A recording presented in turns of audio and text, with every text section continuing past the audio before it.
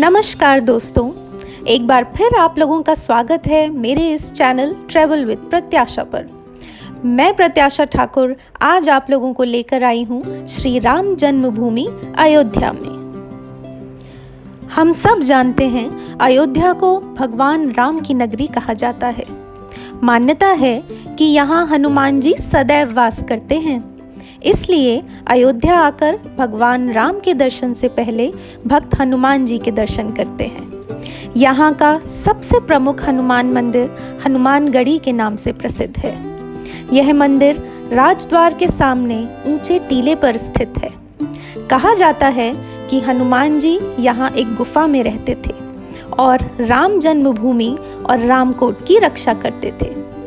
हनुमान जी को रहने के लिए यही स्थान दिया गया था। प्रभु श्री राम ने हनुमान जी को ये अधिकार दिया था कि जो भी भक्त मेरे दर्शनों के लिए अयोध्या आएगा उसे पहले तुम्हारा दर्शन पूजन करना होगा। यहाँ आज भी छोटी दीपावली के दिन आधी रात को संकट मोचन का जन्म दिवस मनाया जाता है। पवित्र नगरी अयोध्या में सरयू नदी में पाप धोने से पहले लोगों को भगवान हनुमान से आज्ञा लेनी होती है। यह मंदिर अयोध्या में एक टीले पर स्थित होने के कारण मंदिर तक पहुंचने के लिए लगभग 76 सीढ़ियां चढ़नी पड़ती हैं। इसके बाद पवन पुत्र हनुमान की 6 इंच की प्रतिमा के दर्शन होते हैं।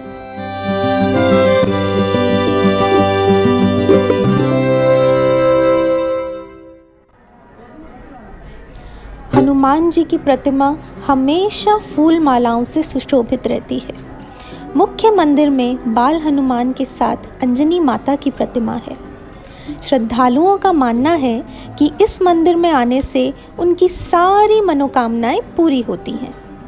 मंदिर परिसर में मां अंजनी व बाल हनुमान की मूर्ति है, जिसमें हनुमान जी अपनी मां अंजनी की गोद में बालक के रूप में विराजमान हैं। क्या आप जानते हैं नवाब शुजाउद्दौला ने बनवाई थी हनुमानगढ़ी? चलिए जाने हनुमानगढ़ी को बनवाने के पीछे की रोचक कहानी। 17वीं शताब्दी में हनुमानगढ़ी एक टीला रह गया था। हनुमान जी की छोटी मूर्ति, जो आजकल फूलों से ढकी हुई बड़ी मूर्ति के आगे रखी है, एक पेड़ के नीचे पूजी जाती थी। बाबा अभय राम दास जी यहाँ रहते थे। उन्हीं दिनों नवाब शुजाउद्दौला का पुत्र बीमार हो गया। हकीम व वैद्य सब हार गए और रोग बढ़ता ही गया। नवाब परेशान हो गए तो हिंदू मंत्रियों ने बाबा अभय राम की महत्ता व उन पर हनुमत कृपा के बारे में बताया।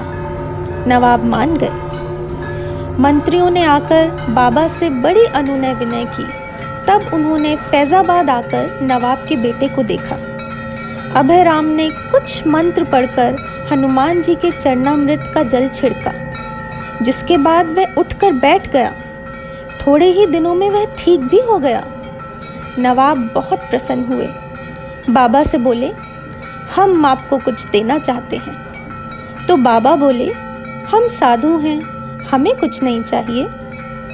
नवाब बार बार अनुरोध करने लगे तो बाबा ने कहा कि हनुमान जी की कृपा से यह ठीक हुए हैं।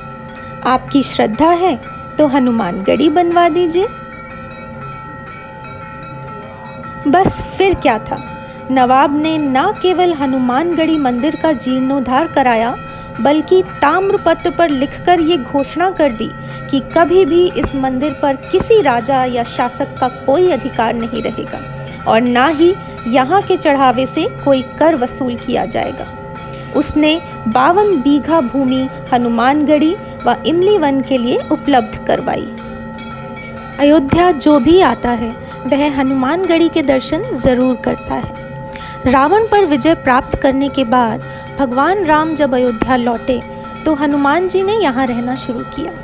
इसी कारण इसका नाम हनुमानगढ़ या हनुमान कोट पड़ा। यहीं से हनुमान जी रामकोट की रक्षा करते थे। हिंदुओं की मान्यता है कि श्री राम का जन्म अयोध्या में हुआ था और उनके जन्म स्थान पर एक भव्य मंदिर विराजमान था, जिसे मुगल आक्रमणकारी बाबर ने तोड़कर वहाँ एक मस्जिद बना दी। पर अब हमारे लिए बहुत गर्व और संतोष की बात है कि सुप्रीम कोर्ट के ऑर्डर के बाद एक बार फिर वहीं पर श्री राम लला का मंदिर स्थापित कर दिया गया है। सिक्योरिटी रीजंस की वजह से वहाँ की तस्वीरें हम आपको नहीं दिखा पाएंगे। श्री राम लला के दर्शन करने के लिए आपको खुद अयोध्या आना ही पड़ेगा। चलिए अब आनंद लेते हैं श्री हनुमानगढ़ी की भव्य आरती का।